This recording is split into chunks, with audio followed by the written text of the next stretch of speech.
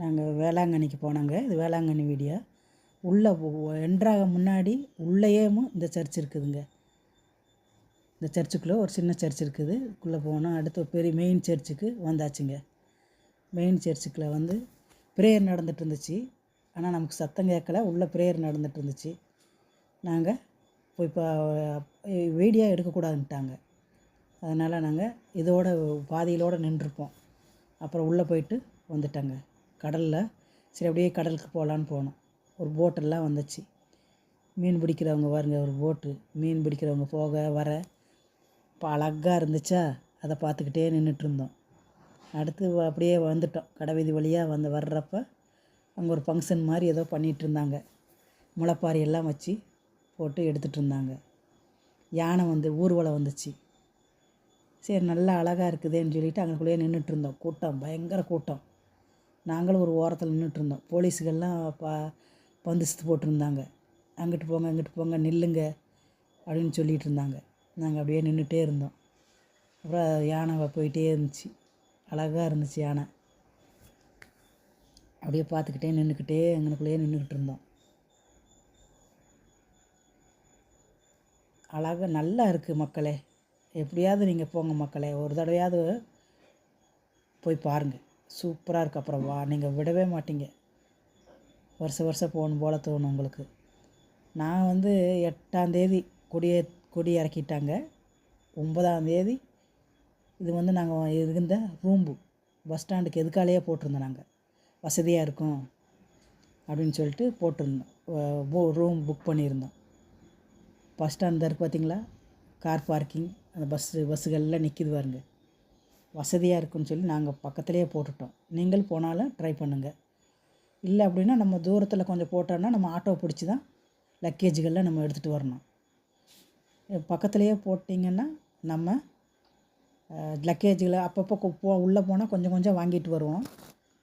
அப்படியே எடுத்து வச்சுருந்துட்டு நம்ம அடுத்து நல்லா இருந்துச்சு. பஸ் ஸ்டாண்டு பாருங்கள், பக்கத்துலேயே இருக்குது. பஸ் எல்லாம் நிற்கிதா? பஸ் நிற்கிது. அடுத்து பூமுடி கொடுக்க போயிட்டேங்க. நம்ம எதுக்கு வந்தோமோ நம்ம வேலையை கொடுத்துடணும், மாதாம்மாவுக்கு அன்னைக்கு கொடுத்துடணும்னு சொல்லி போயாச்சு. அவர் என்னென்னமோ பின்னாடி என்ன பண்ணார் தெரியல, பண்ணிக்கிட்டு விட்டுக்கிட்டு இருந்திருக்கிறாரு. அப்புறம் நாங்கள் 50 ரூபாங்க. பூமுடி எடுத்தாலும் 50 ரூபா, நீங்கள் மொட்டை எடுத்தாலும் 50 ரூபா தாம்மா அப்படின்னாங்க. டோக்கன் எடுத்துகிட்டு போகணும். அப்புறம் அந்த வெட்டி விடுறவர் எனக்கு ஏதாவது கொஞ்சம் கொடுங்களேன் அப்படின்னு சொல்லி கேட்டார். சரி இருந்தாங்க 50 ரூபா அப்படின்னு சொல்லிட்டு அவருக்கும் கொடுத்தோம். நல்லா செஞ்சார். இப்படித்தாம்மா செய்யணும், இருங்க நான் உங்களுக்கு நல்லா வெட்டி விடுறேன் அப்படின்னு சொல்லிட்டு எடுத்து பூவெல்லாம் எடுத்து அர்ச்சனை பண்ண மாதிரி நமக்கு நல்லா வாழ்த்துற மாதிரி தலையிலெல்லாம் போட்டார். எனக்கு ரொம்ப சந்தோஷமாக இருந்தது. மாதாம்மா அப்படின்னு சொல்லிட்டு நான் எப்போயுமே எங்கள் பிள்ளைகள் கிண்டல் பண்ணுவாங்க. நான் மாதாம்மான்னு தான் சொல்லுவேன். நான் மாதாம்மா அடுத்து கடலில் போய் கிளம்பிட்டேங்க. எந்த கடலுக்குள்ளே சீக்கிரமாக இறங்கவே மாட்டேன். நான் திருச்செந்தூர் போயிருக்கிறேன், அடுத்து ராமேஸ்வரம் போயிருக்கிறேன், இறங்கவே மாட்டேன். நான் இங்கே ஏமா மாதாம்மாவன்னு கடலுக்குள்ளேயெல்லாம் கூப்பிடுதா சாப்பிட வந்துட்டாங்க. சாப்பிடுறது கேண்டீன் தான். பொங்கல், வடை, சாம்பார் சூப்பராக இருந்துச்சு. மெழுகுவத்தி வைக்கிற இடம் இதாங்க. மெயின் சர்ச்சுக்கு பின்னாடியே இருக்குது. மெழுகுவத்தி ரவுண்ட் மாதிரி இது ஒரு சர்ச்சுங்க. பெரிய சர்ச்சுங்க. நல்லா நிறையா பேர் உட்காரலாம். ஒரு 1000 பேர்கிட்ட உட்காரலாம். பெரிய சர்ச்சாக இருந்துச்சு.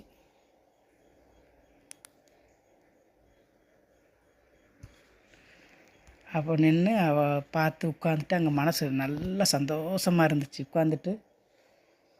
உட்காந்துட்டே இருந்துட்டு கொஞ்சம் வர்றவங்க எல்லாருமே உட்கார்றாங்க. இது சிறு பிள்ளைகள் என்னிடத்தில் வர விடுங்க அப்படின்னு சொல்லி போர்டு போட்டிருக்குதுங்க இந்த இடத்துல.